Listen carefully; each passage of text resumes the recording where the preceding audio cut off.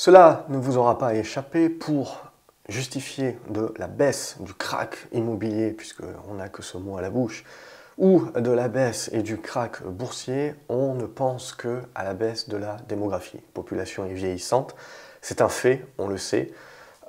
Et à partir de ce moment-là, si vous voulez, eh bien, on se dit que ça va faire forcément des vendeurs pour la retraite. Alors d'un côté, on a la hausse des taux, bien entendu, mais si on regarde l'essentiel des gens avaient déjà pris un crédit pendant le Covid et la majorité des gens aujourd'hui qui ont un besoin de prendre un nouveau crédit, c'est pour se loger, donc c'est essentiellement des gens qui rentrent sur le marché du travail, donc on parle quand même d'une minorité. La plupart des gens ont déjà le crédit et ils ne sont pas poussés aujourd'hui évidemment à changer pour pouvoir changer le crédit, se retrouver avec un crédit plus important, etc. Donc on reste là où on est, donc ça coupe les transactions immobilières, ça fait baisser quelques prix par-ci, par-là, mais on n'a pas ce krach. On a également une économie qui reste résiliente, donc il faudrait réellement aller chercher dans la récession, on va dire plus, et puis longue, pour commencer vraiment à prendre des gens à la gorge qui seraient poussés à la vente. Mais donc, si vous voulez, quand on réfléchit à ça et qu'on se dit, bon mais voilà, aujourd'hui on a des problématiques de déficit foncier si vous voulez, où on n'a pas suffisamment d'appartements et de logements pour tout le monde, et on peut se dire que voilà, le problème peut être résolu d'une manière naturelle dans les années à venir.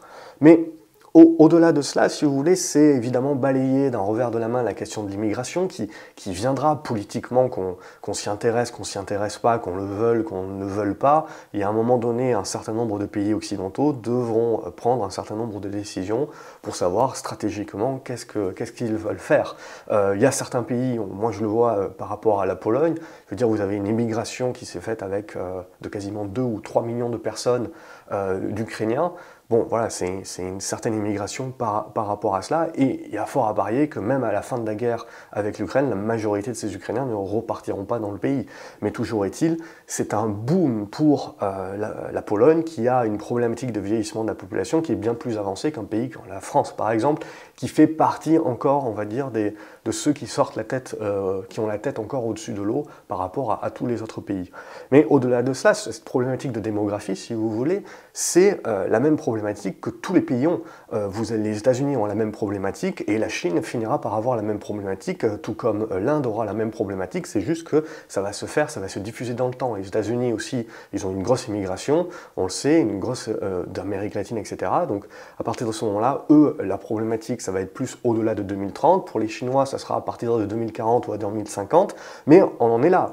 Il va y avoir moins de personnes sur le monde. Là, ce qu'il faut bien se dire, c'est qu'en fait, il va y avoir moins de personnes, mais elles vont être encore plus ciblées qu'aujourd'hui. On sait très bien que le bassin asiatique, le bassin d'Amérique latine, le bassin africain sont des viviers aujourd'hui de populations importantes, croissantes et jeunes, et qui de plus en plus sont en train de rentrer dans les classes moyennes. Donc si on se projette dans les 10 prochaines années, on peut se dire que le monde d'hier sera globalement comme le monde de demain aussi, parce que on va continuer d'avoir une économie croissante mondialement, une démographie croissante mondialement, et donc une demande énergétique croissante, une demande de biens occidentaux, puisque toutes ces populations-là veulent vivre à l'occidental également, en croissance aussi.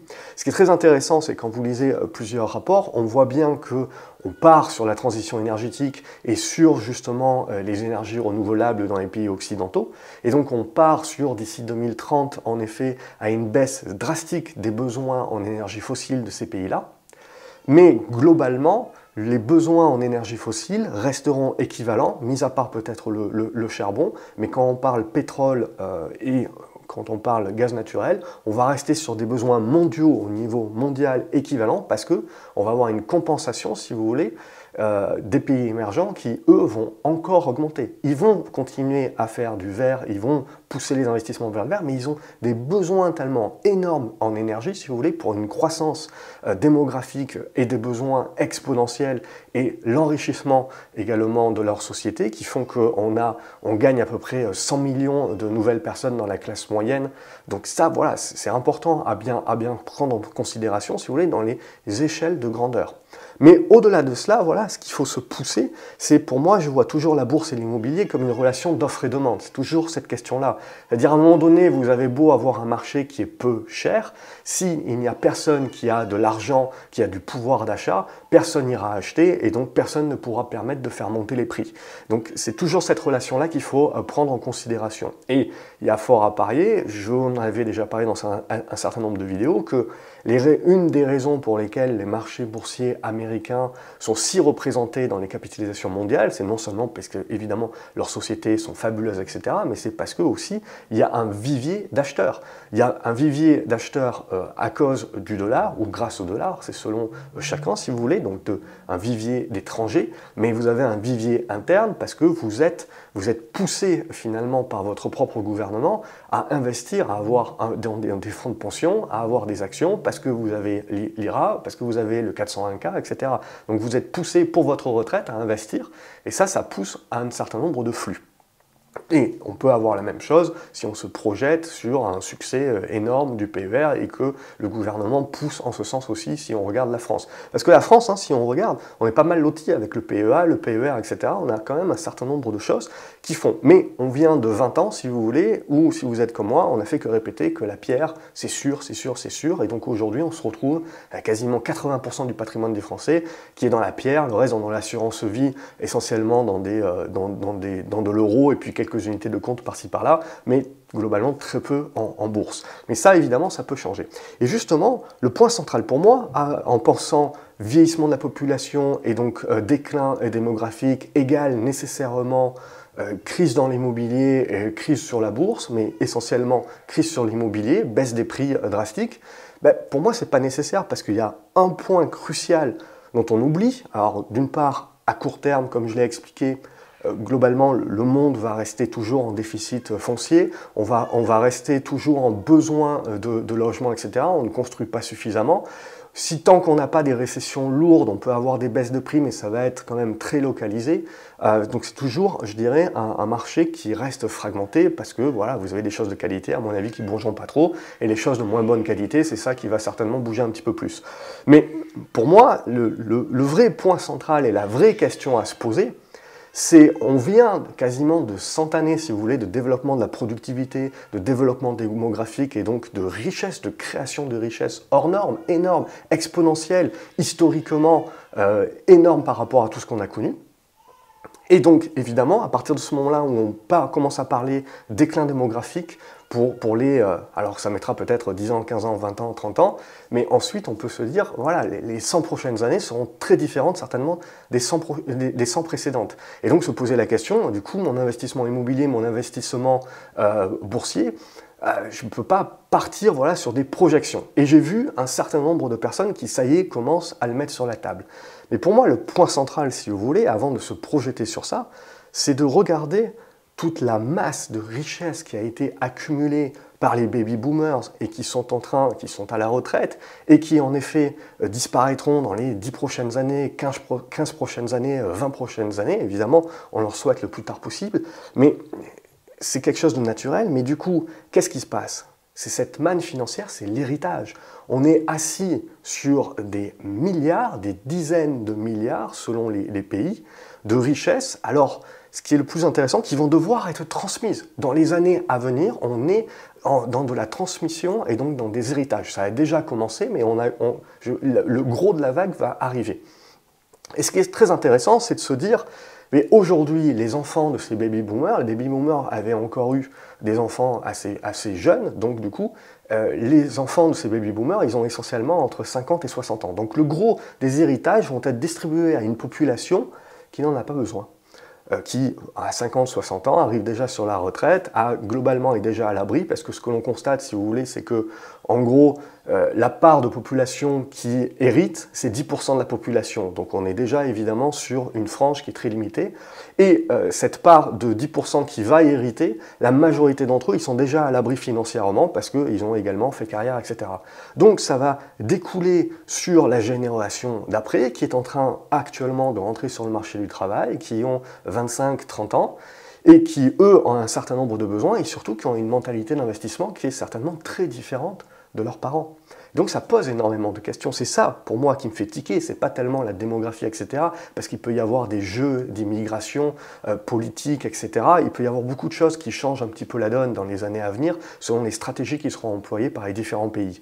Mais par contre, cet héritage, alors il ne faut pas se leurrer, l'État va se servir au passage. Mais cette part d'héritage, si vous voulez, et je vous mets le tableau à l'écran, alors ce sont des statistiques américaines, mais on peut globalement avoir les mêmes statistiques en France. On voit en gros qu'on va distribuer des milliards, mais en gros, chaque personne dans un pool de 10% de la population, donc c'est très restreint bien entendu, va recevoir à un moment donné 100 000, 150 000, 200 000 euros. Et évidemment, on se retrouve sur des franges de population qui n'en ont pas nécessairement besoin. Donc du coup, quand vous n'avez pas besoin d'argent, vous faites quoi avec cet argent? Vous allez recevoir cet argent sous forme essentiellement d'assurance vie. Potentiellement, vous n'allez rien faire, de l'immobilier, vous allez décider de conserver la maison familiale, ou alors vous allez décider de vendre. Mais vous allez vendre pourquoi? Est-ce que vous allez garder la maison familiale qui est mieux située que ce que vous avez acheté vous en périphérie? Est-ce que vous allez vendre la périphérie, vendre la maison familiale à la base? Est-ce que vous allez tout vendre pour pouvoir acheter mieux localisé, changer de vie potentiellement? Est-ce que votre portefeuille, du coup, vous êtes bien assis sur tout et donc vous allez nécessairement diversifier en unités de compte, en actions? Donc tout ça, cet héritage-là, en fait, il faut le voir comme un flux, à un moment donné, financier, qui aujourd'hui est bloqué essentiellement dans la pierre ou dans une assurance vie ou dans des comptes, etc. et qui potentiellement, on verra, est-ce que ça change la donne? Vous pouvez me répondre en commentaire. Est-ce que pour vous, finalement, ceux qui vont recevoir ces héritages ne vont rien en faire? Ou est-ce qu'au contraire, on va se retrouver avec des gens qui vont être actifs et qui vont chercher à faire tourner et à profiter de ces héritages-là pour faire tourner un petit peu leur patrimoine?